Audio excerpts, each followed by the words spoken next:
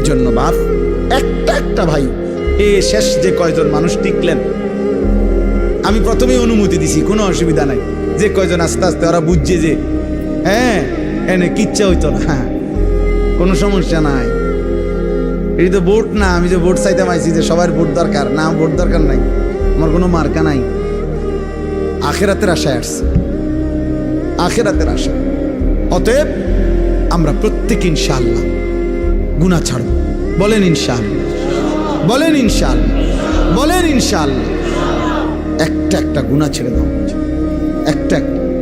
দ্বীনকে ভালোবাসেন, আল্লাহকে ভালোবাসেন, নামাজকে ভালোবাসেন, মাদ্রাসাকে ভালোবাসেন, মাদ্রাসাকে ভালোবাসেন, আল্লাহর কোরআনকে ভালোবাসেন। ছেলেকে দ্বীন শিখতে দেন, মেয়েকে দ্বীন শিখতে দেন। এতটুকু তো কমপক্ষে হবে। আখলাক শিখবে, হালাল হারাম শিখবে, আখেরাতের কিছুটা হলো ভয় আসবে। একদিন হয়তো গুনাহ ছেড়ে দিয়ে নেককার হয়ে যাবে। এলেম কখনো ঠকায় না, কোরআন সুন্নাহর এলেম মানুষকে কখনোই ঠকায় না।